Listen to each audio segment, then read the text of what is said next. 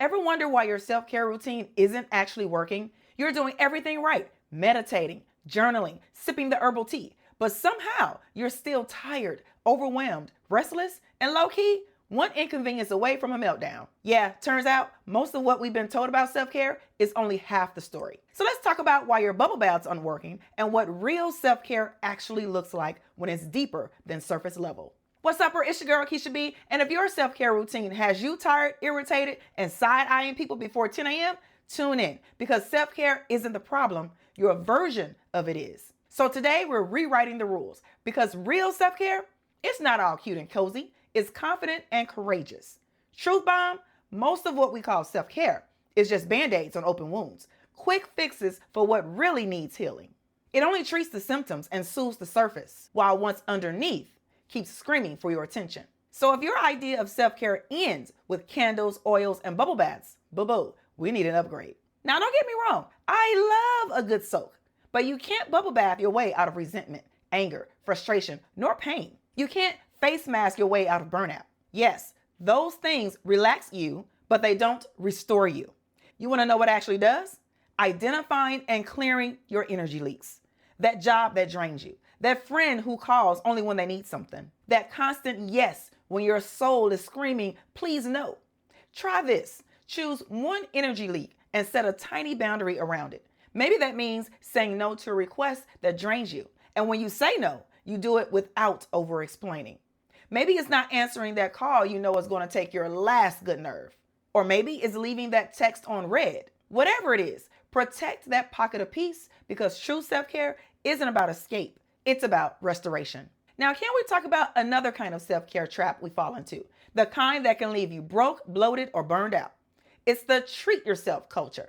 It convinces you that self-care lives at the bottom of a Starbucks cup or an Amazon cart. But you don't need another latte. You need your life back. We've been sold this treat yourself version of self-care that's basically retail therapy in disguise. But buying things isn't the same as being okay. Look, I've done it too. I bought the fancy planner, the $60 candle, the whole relaxation starter pack, and I was still stressed, still unfulfilled, still exhausted.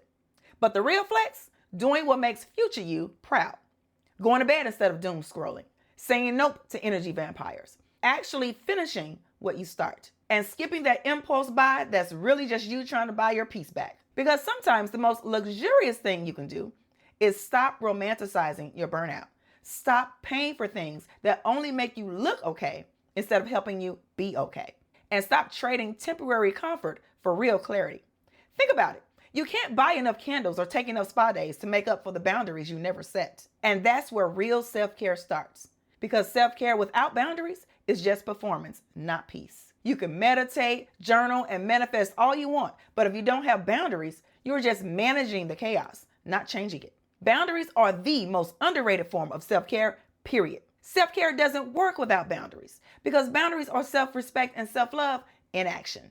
As a recovering people pleaser, I used to say yes to everything: family, work, favors, errands, because I thought being helpful made me more valuable. But all it really did was make me resentful, exhausted, and unappreciated. Then I started asking myself, does this honor my energy? Does this decision reflect self-respect or self-sacrifice? And if the answer was unfavorable, I didn't automatically say yes. Look, I get it. We can't say no to everything we want when we want. Life, work, and family come with real responsibilities. But most of what drains us isn't duty, it's done by default. It's the habit of saying yes out of guilt, fear, or the need to please, and that is what has to go. So try saying, that doesn't work for me, or not right now.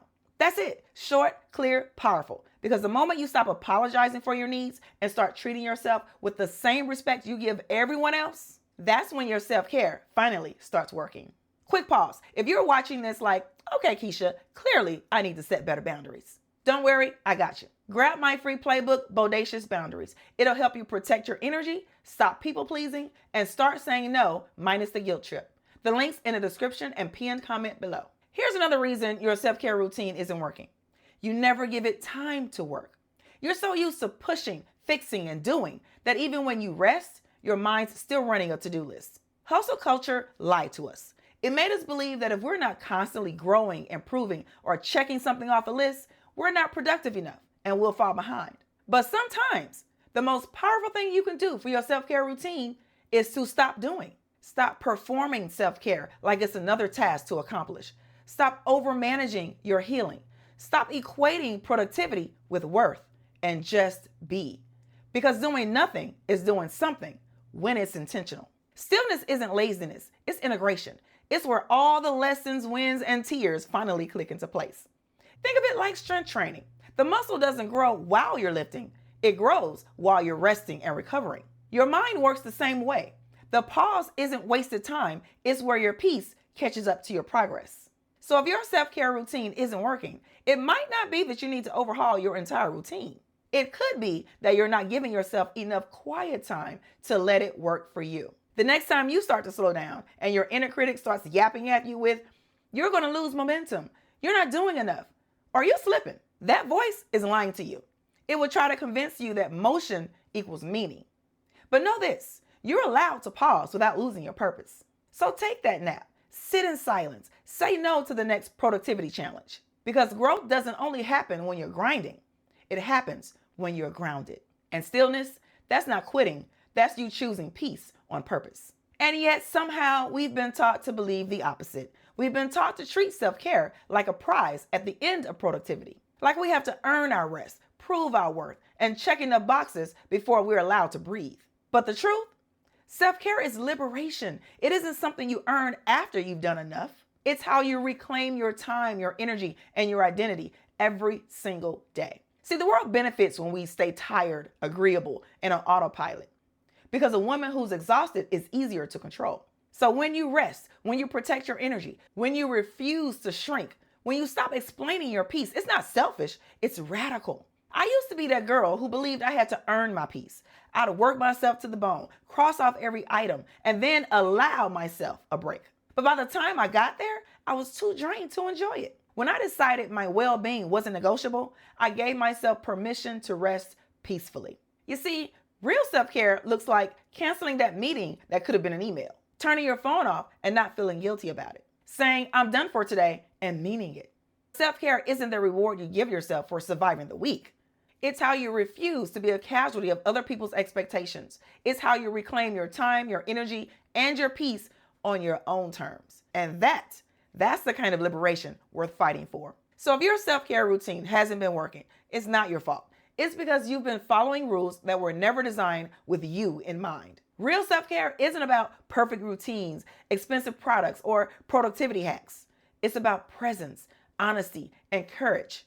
The courage to listen to yourself, to set boundaries, to slow down, and to fight for your own peace. Remember, bubble baths, candles, and that $60 moisturizer you swore was life-changing, they're luxuries. Your peace, your joy, and your freedom are not. So if this message hit home for you, do all those boss YouTube things. Like, share, and subscribe for more mindset flips, truth bombs, and life experiments that'll help you go from trapped to transformed.